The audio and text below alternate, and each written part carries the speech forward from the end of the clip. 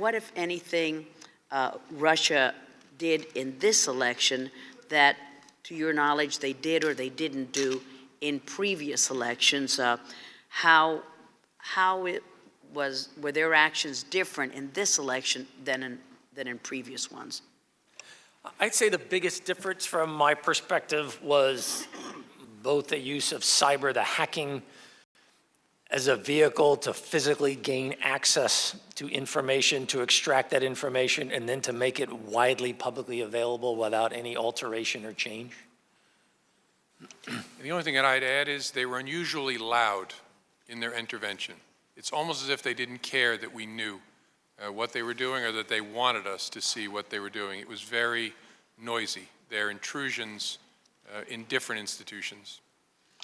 Now that it's become public knowledge, now that we have perhaps satisfied their thirst, that it has become such a huge deal, do you expect their interference to be amplified in future U.S. elections? Do you see any evidence of that in European elections? Or do you think that this public acknowledgement would tamper down their volatility? They'll be back. I mean, they'll be back in 2020, they may be back in 2018, and one of the lessons they may draw from this is that they were successful because they introduced chaos and division and discord and sowed doubt about the nature of this amazing country of ours and our democratic process.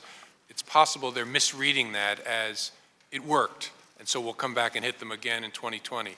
I don't know, but I think we have to assume they're coming back. Right. I fully expect them to continue this level of activity because our sense is that they have come to the conclusion that it generated a positive outcome for them in the sense that calling into question democratic process, for example, is one element of the strategy.